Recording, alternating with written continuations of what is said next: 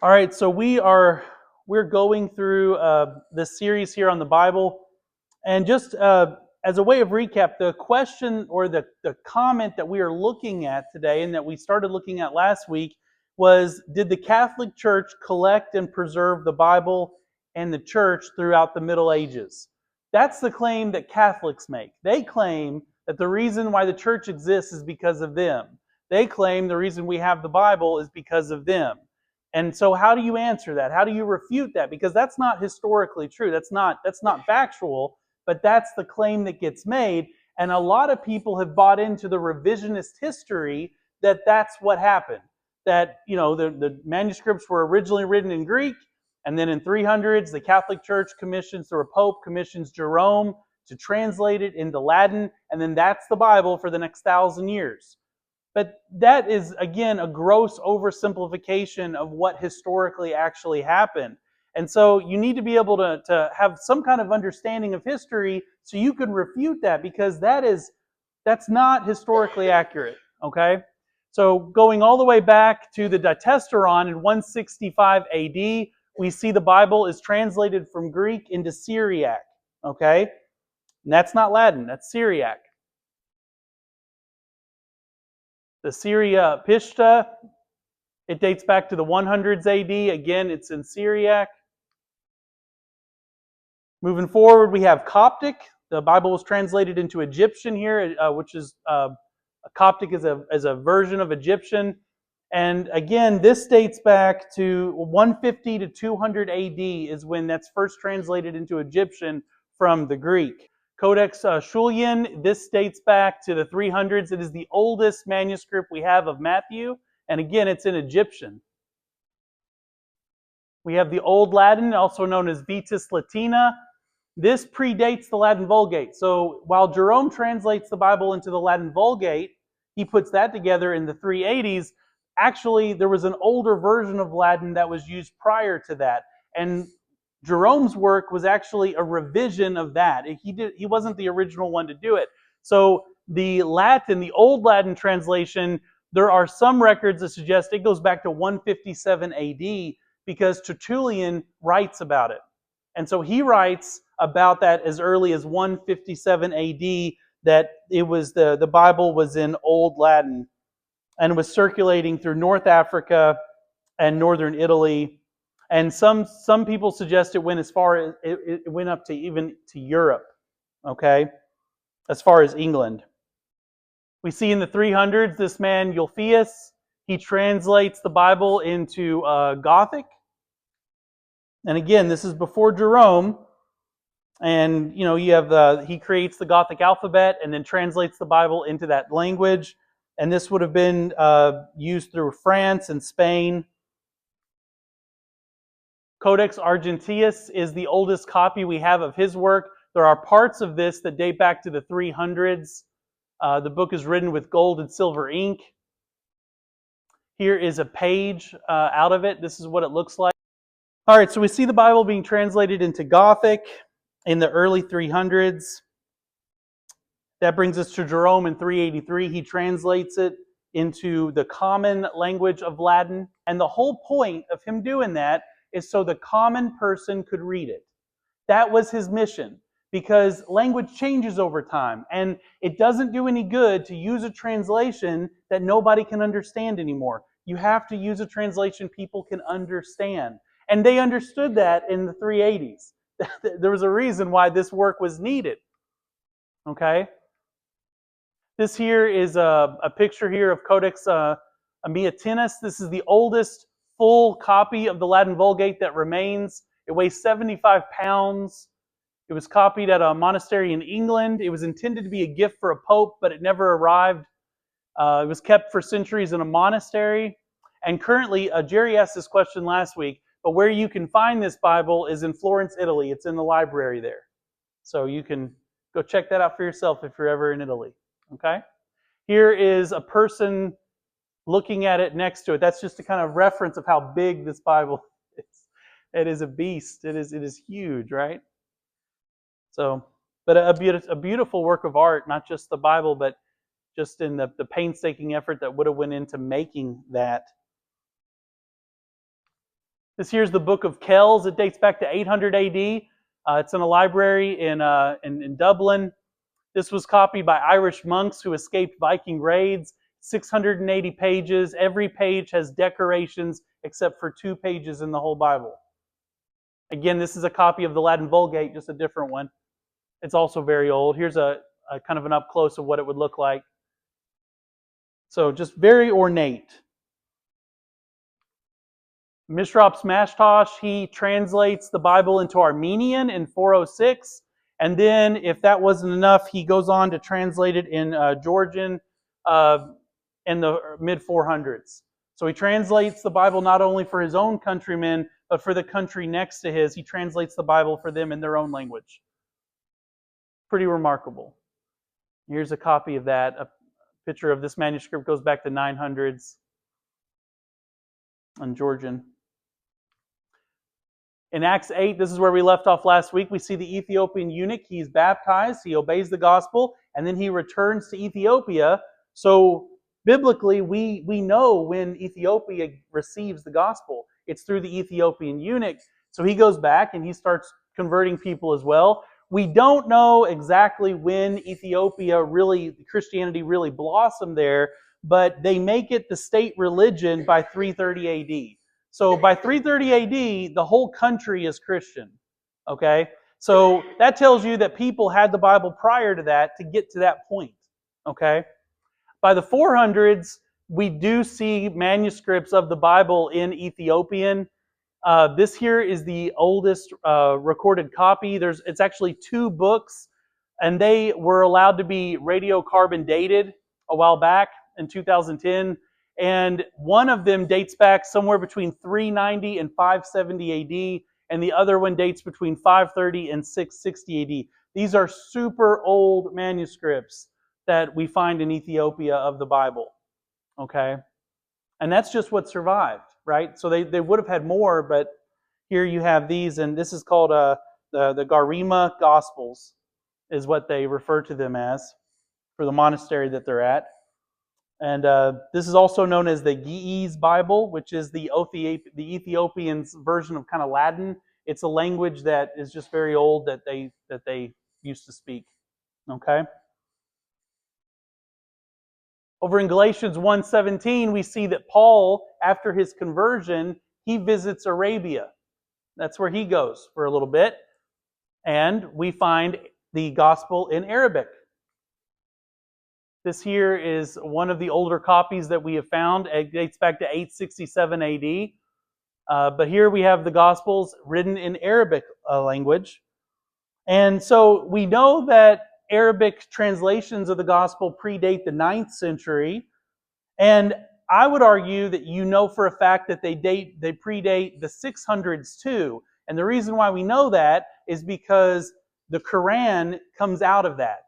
Right? Muhammad takes what he learns about the Bible in Arabic and then creates the Quran out of that, and that's in the 600s. So he had to have access to some kind of manuscript text for him to create his own false religion out of it, and he does in the 600s. And so there's also scholars that suggest that the Arabic translations have existed since the 200s. They've just been destroyed for this reason or that. Okay? Same goes for the Persian translations. We find evidence of Persian churches and a Persian translation date back to the 300s, although no surviving copies remain. Sadly, no pre-Islamic Christian manuscripts remain from that place. So even though we know that they existed, we can't look at a picture, we can't go visit them in libraries. They've been lost to time. And the earliest biblical references we have from Persia date back to the 400s, and it's of the Psalms. So there is some evidence, but it's a lot's been lost, unfortunately. This brings us here to the Lindisfarne Gospels. Now, it's a really interesting work. Originally, it dates back to 698 to 715 AD. It's copied in Ireland.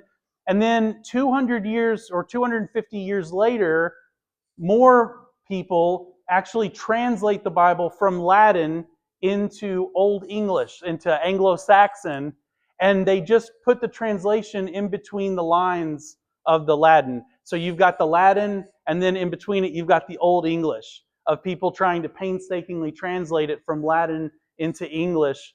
It's a really interesting book. In 793, Vikings sacked the monastery where this Bible was kept, but the manuscript survived. In 875, the monks, they flee more Viking attacks. So like 100 years later, they have to leave the monastery because Vikings keep attacking the place. They get on a ship, and then there's a violent storm, and the Bible is thrown overboard. It gets dropped in the ocean. And so the monks just keep going up and down the beach, hoping that it'll wash to shore, and it does, and it's not damaged at all, which is amazing. I mean, it's pretty amazing that it survived that. But Sir Robert Cotton, he acquires it, and then he gives it to the British Museum, and that's where it's at today. And here is some pages from it. You can see the Latin, and then in between the Latin, you can make out the Old English, where they're translating it word for word, a literal translation of the text,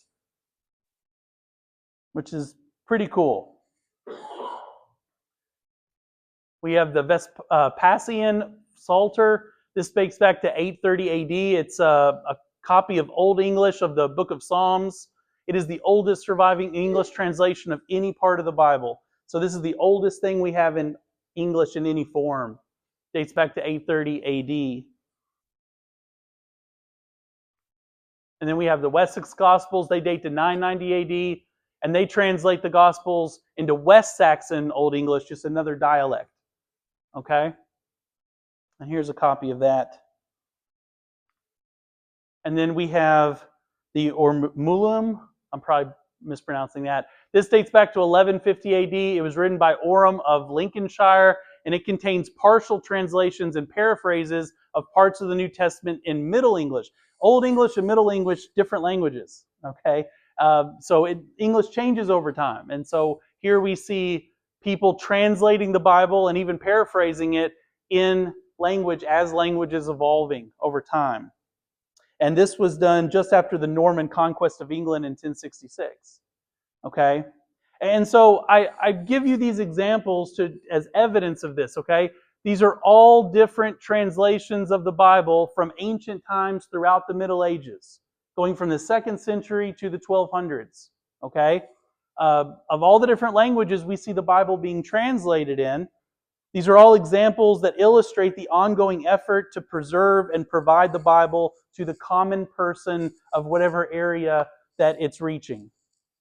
And the point I'm trying to make through all this is that the Catholic Church did not regulate this as much as they like to pretend they did. Because not all of this was being done by Catholic authority. Okay? So Greek to Latin is just one translation out of many that we find ancient manuscripts in. Okay? To summarize, translations of the Bible in the New Testament can be traced all the way back to the 2nd century prior to the formation of the Catholic Church, and translations include at least a dozen languages. Old Latin translations began circulation in the late 2nd century in North Africa, making it to Europe soon after. Jerome undertook a revision of the Latin in 383, producing the Latin Vulgate.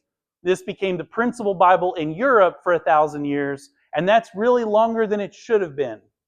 And you can say that because over that period of time, not everybody could read it. If the language changes to the point where people can no longer read it, then that translation needs to be set aside for a different translation. The point is that we be able to understand our Bible and learn from it. And the moment that stops being possible, then that translation it's went past its time. The expiration date has expired on it. Okay?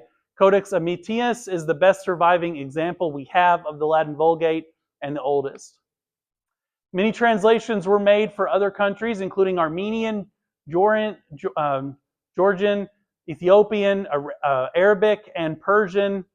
Codex Argentinus preserves a Gothic translation made in 350 AD, which again is before the Latin Vulgate, and it was used to be read to non-Latinized Central Europe. Latin falls out of use around the 7th century, so by the 600s, people aren't speaking Latin anymore, okay? That's when the development of the Romance languages take hold. You get Italian, French, Spanish, Portuguese. All these languages are starting to become more popular, and Latin is starting to wane. By the 9th century, by the 800s and forward, Latin is only used by the Catholic Church and by nobility, people of higher education, scholars, this kind of thing. As Latin falls out of use, except by priests and nobility and scholars, it becomes important to have the Bible in the people's language. And that's why you can find Anglo-Saxon paraphrases that date back to 680 AD. As Latin is not being used anymore, you see people naturally trying to translate the Bible into a language where they can communicate it. Okay? Now, in 1229, at the Council of Toulouse, this is what the Catholic Church puts out. We prohibit also that the laity should be permitted to have the books of the Old and New Testament, unless anyone from the motives of devotion should wish to have the Psalter, but we most strictly forbid that having any translation of these books. Now, do you understand what that's saying? The Catholic Church made it illegal for you or anyone to have a copy of the Bible. Any book of the Bible, you were not allowed to own it. So, did the Catholic Church preserve the church and the Bible? No, they did their best to squash it. Okay? And the only exception they give here is certain devotional materials that come out of the book of Psalms. Now, is there anything in the book of Psalms pertaining to salvation for us today? Nope. So the only part of the Bible that the Catholic Church allowed people to even have some measure of ability to get was a book that had no value in saving souls. Isn't that sad? But this is what the Catholic Church did. Okay? And this was, by the way, this was enforced by penalty of death. If you were caught with a book of the Bible, any of them, or the Bible itself, they'd kill you. Okay? Now, during all this, the New Testament church can still be found throughout history. It's often among those that are accused of heresy. Okay? And here's what I want you to get from this. The Church of Christ did not come out of the Restoration movement of the 1820s and 1830s. What's commonly called the Campbell and Stone movement. Okay? Men like Campbell and Stone popularized a biblical practice of calling your congregation a Church of Christ. But they didn't start that tradition. Does everyone understand this? There are sadly Christians in the Church of Christ that reject this. And they like to buy into the whole Restoration movement. The Restoration movement is a lie. And it's just bore out by history. There are records of a Church of Christ in Tennessee that dates to 810. That's before the Campbell and Stone movement. There are records of a Church of Christ in Alabama in 1807. There's records of a Church of Christ in Ireland in 1804. There's records of a Church of Christ in Scotland in 1778. And there's records of a Church of Christ in England dating back to 1669. All well before Campbell and Stone's movement. Right? So, history doesn't bear that out. And I'll further say this. If your mindset is that two men in the 1800s restored the church, that's false teaching. Because God's church didn't need restoring by two men that were not inspired. Okay? Christ's church has been on earth since Acts chapter 2. And it's always been here. It hasn't always been the most popular thing. I would argue it never has been the most popular thing. Faithful members of the body of Christ have always been on earth since at least Acts chapter 2. But here's the thing. It's never been the popular thing. The world's popular. False teaching's popular. Like I said, Campbell and Stone popularized it, and they helped get that trend going, a revival if you want to call it that. But there have been faithful Christians before then. Okay. This here is a document that dates to 1669. It's really hard to read, and it's not written in a way that we talk today. But in the second paragraph, it says, the 18th day of the 6th month, called August, 1669, a Church of Christ was formed in the order and something I can't read, in fellowship and order of the gospel of Jesus Christ. So, and then what follows is a list of all the members of that congregation. including the elders and the person preaching. So that dates back to 1669, okay? And we can go back even further. This here is Peter de Bruce. He lives in the 1100s. And in the 1150s, he becomes a prominent preacher. He's a French religious teacher, a Christian. He worships with fellow believers. And he openly opposes infant baptism. He openly opposes the veneration of crosses. He openly opposes the doctrine of transubstantiation. You know, like when the crackers and the wine turning to actual blood that the Catholic Church promotes. And he also opposed prayers for the dead. He taught biblical baptism and biblical Christianity. And he was burned alive for his teachings. The Catholic Church murdered him. Okay? This is Peter Waldo. He lives in the 1100s as well, a French merchant, a Christian preacher. He popularized the Waldensians movement in the 1170s. And I say popularized because this group of believers pre-existed him. We have records of them going back to 1054. So they predate him and his teaching, okay? He was just the public figure that they like to really target. But he rejected Catholicism. He taught that we should just be Christians. And he was branded as a heretic and burned at the stake. We get the Lollards. We see them as early as 1166. Now that's a slang term. That's a smear. That's not what they called themselves. The word Lollard is an old word for mumbler. And so the smear campaign that was done to the Lollards was, don't listen to them, they're just mumbling. They're talking nonsense. Okay? When asked who they were or what they worshipped, what they believed, they said, we're Christians and followers of the apostles. They rejected infant baptism. They rejected the clergy. They believed in baptism of believers. They believed in the autonomy of local churches, what we call congregations. These believers identified themselves as Christ's church, and for their beliefs, they were branded on their foreheads and publicly executed wherever they were found by the Catholic Church. And this doesn't just happen for a short period of time. We see this happen from the 1100s through the 1500s. Christians are being killed by the Catholic Church, and they're being branded as heretics for practicing biblical Christianity. Exactly. Here is some illustrations to show you. This is the burning of several Christians by the Catholic Church in Norwich. And if you go there today, you can actually find plaques that people have erected in honor of the Christians that were killed by the Catholic Church there.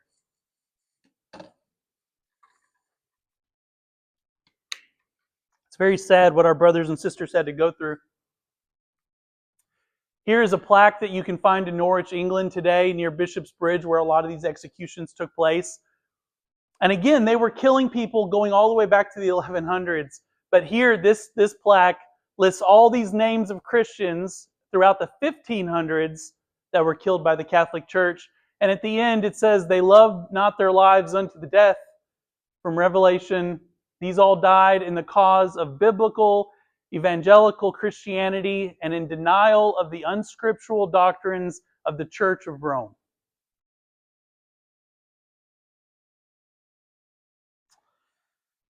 So that's right.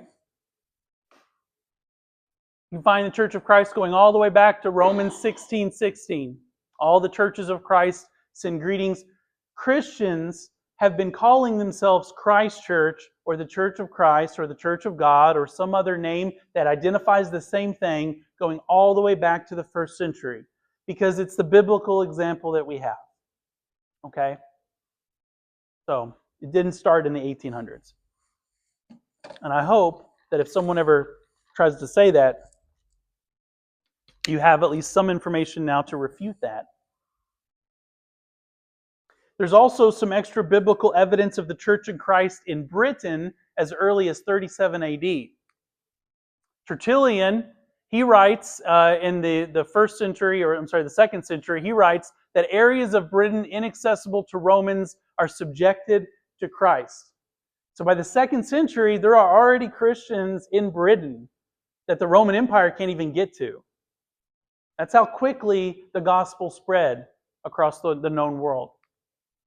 This here is Gildas. He's a British monk. He lives in the 500s. And in his writings, he writes in 564 that Britons received the gospel under Tiberius. So at the time of his life, he understood that there were records or stories of Christians existing in Britain going back to 37 AD. Real early.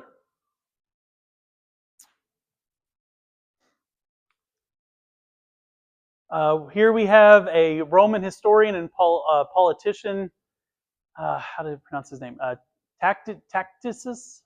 But he writes of a woman named Pomponia, and this woman is married to Paulinus, and he is a Roman. He's sent to Britain in 43 AD, and upon returning, his wife is accused of foreign superstition and leaving the Roman religion. And again, that's in the early 1st century.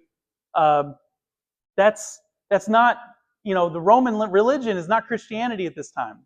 So she leaves a Roman, practicing Roman worship. She comes back with this foreign superstition. And what he writes about this is, he suggests in his own writings that this Pomponia and Claudia Ruffian were the saints of Caesar's household that are mentioned in Philippians 4:22. He goes on to write that Claudia sent Paul's writings unto her friends in Britain, and that's the reference we get from 2 Timothy 4:21.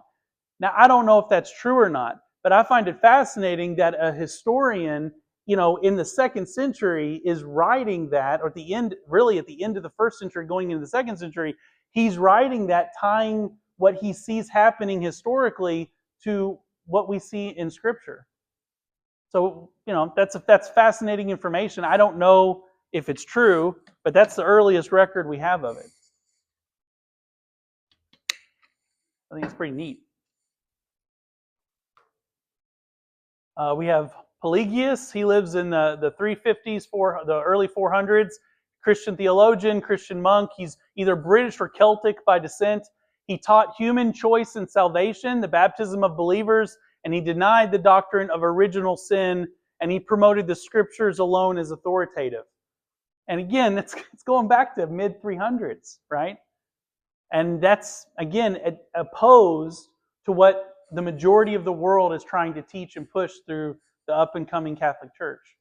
So, and he was branded a heretic for standing up for what the Bible clearly teaches. So here are the takeaways. The Catholic Church claims to have preserved both the Scriptures and the Church throughout history. Popular revisionist history may make it appear that way, that they were the only church during this time, but that is not the case. The Bible spread quickly throughout the world, and the Church of the Bible, while often persecuted, has never ceased to exist. The Lord's Church exists anywhere Christians are found striving to live by the New Testament. Matthew 18:20. Most of you probably know that by memory, right? What does that say? No. Where two or more gather in my name. Yeah. The word of the Lord endures forever. 1 Peter 1:25. It has always been with us. Okay? And the church is an everlasting kingdom. We see Daniel references in Daniel 7:13 through 14. And that can be traced back to Acts chapter 2. And I would argue that before that, you can trace the origins of the church going all the way back to the Tower of Babel. Okay? Keep in mind, in Genesis 3:15, God promises that there's going to be coming a Messiah, a Christ, right? Well, the Tower of Babel, in Genesis 11, God divides the lands. And who does He take as His portion? According to Deuteronomy 32, 8 through 9, God takes the descendants of Jacob to be His portion. And the portion is Israel. Okay? And so isn't it fascinating that it's immediately following Genesis 11, the Tower of Babel incident, where do we see the narrative shift to in the Genesis? Abraham comes on the scene. Because that's the point. What do we see? Right after God divides the land, God is choosing Abraham to deliver a people that's going to eventually lead to the Messiah, that's going to be the creation of the church. It's all interconnected. And you can see God's hand through all of it. Galatians 3:29, Abraham's descendants are who? It's those who've accepted Christ. If you're a Christian, then you're heirs to the promise of Abraham. So that line goes all the way back. It's all about God's elect, God's chosen people that He is saving. You're right, none of them were, and that's also true today. There are lots of Church of Christ congregations. That doesn't mean they all are getting it right, right? And just because we have a faithful congregation, that doesn't mean everything we teach is always 100% right, because we're still learning too. The point is that as you are convicted more and more by God's Word, you should be ever evolving to draw closer to that perfection that God wants out of us. But none of us have attained it yet, and likely no one ever will, because we're not perfect. And we all have a limited understanding in various subjects. So it's important to have a body of Christians, because my weaknesses may be your strengths are my weaknesses. Together, we're stronger for that. Hey there, it's Matt Muccigrosso with Shively Church of Christ. Thanks so much for listening. If you liked the video, hit the like button. If you'd like to see more videos like this, hit the subscribe button. Feel free to leave a comment below. We do read those and respond to them. Have a great day.